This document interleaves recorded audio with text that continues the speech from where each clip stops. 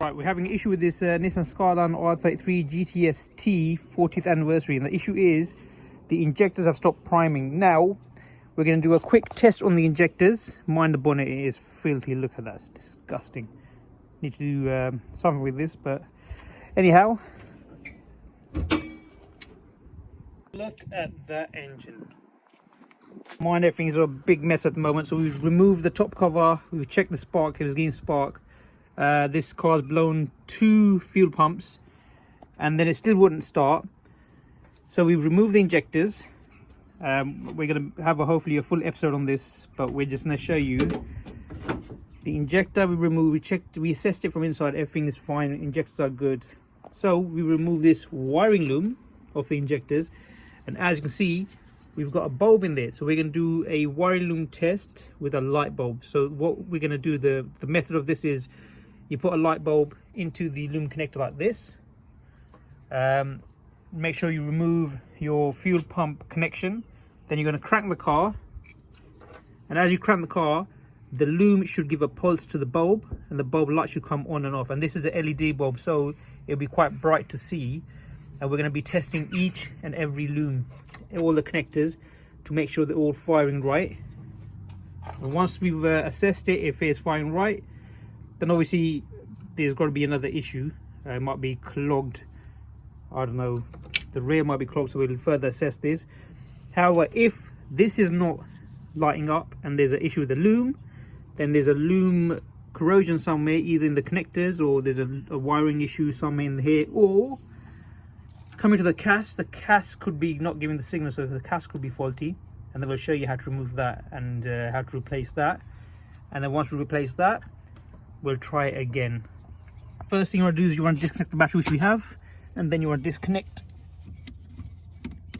the fuel pump. So when you prime the car, when you start it, you're not getting the fuel coming out, because remember, we've disconnected the injectors.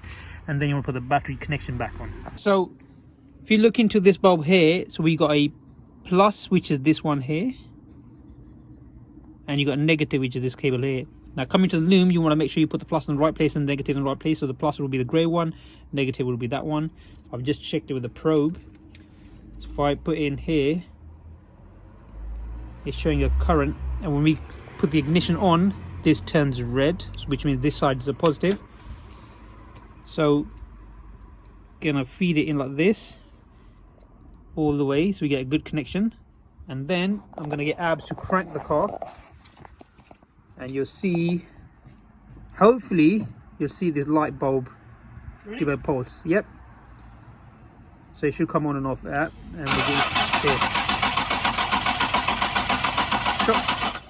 Let's try again. Stop. So as you can see, this has given a pulse. The light came on and off, it flashed, which means we're getting something, but it was quite faint, it was quite weak. So I'm going to try with all of the connectors, and if every connector gives a weak pulse or doesn't give no pulse, the issue lies in this cassette. Now whether we need to turn it, adjust it, we'll try that as well, or whether we need to change it, we'll try that as well. So let's try with the other ones as well.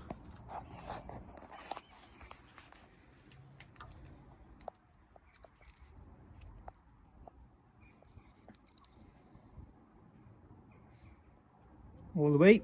Abs go crank it. See if this gives a pulse.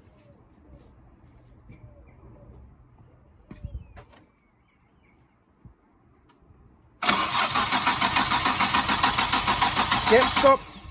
So as you can see, this gave a pulse reading as well, but it got weaker and weaker. So initially started okay, wasn't that strong, and then it got weaker and weaker. So there is some kind of issue in the loom or the cast.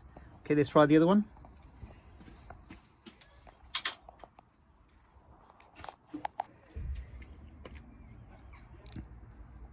All the way again. Make sure those wires are not touching each other, otherwise it'd be pointless.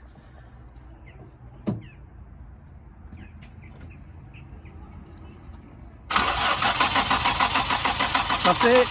So again, we got a pulse, and then it went weaker and weaker and weaker. Now we're going to try the 3 more left. We'll try them as well.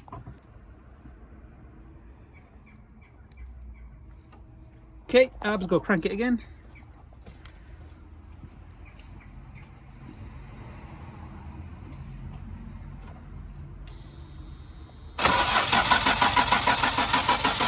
That's it. Again, same scenario. Pulse is there, quite faint, and then it goes weak and weak, and then it switches off. So let's try the other one.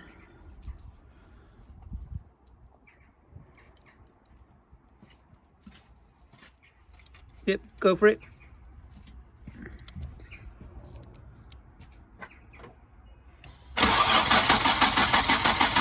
That's it. As you can see, again, it's the same pattern in all of them at the moment. Now for the last one. Yep, let's go for it again. That's it. Alright, so we're having the same issue. Oh, injectors nearly fell off. That's right, we saved it. So we're having the same issue with all of the connectors. We've got a pulse and it gets weaker, weaker, and then switches off. So that's how you check if your wiring loom connector for the injectors are firing the injectors properly before you remove the injectors and think that injectors are the issue. Have a quick look at the wirings with a light bulb test and check all of them, and if they obviously not giving the right pulse and it's quite weak, then you know there's an issue. The issue would be the CAS. Now I'm going to end this video over here. The purpose of this video was, or the purpose of this episode was, to show you how to check if your wiring loom is giving the right pulse to injectors. Now we are going to go further with the CAS and further look into the wiring loom, but we're going to have a full video or full episode of this. So if you do want to see further how to resolve the issue and get your injectors firing properly, keep an eye on the channel. We should have a full episode on it. For now, I hope you enjoyed this video. Stay safe, stay blessed, and don't forget to like, subscribe, and share. We'll see you in the next one. See, the bulb is more brighter now. Look at that. So look, I'm spinning this CAS, and if I spin it a little bit slowly,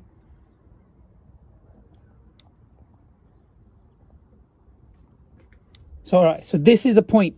This is the point where it clicks. So this has to rotate once and then click here again. So now if you look at the CAS,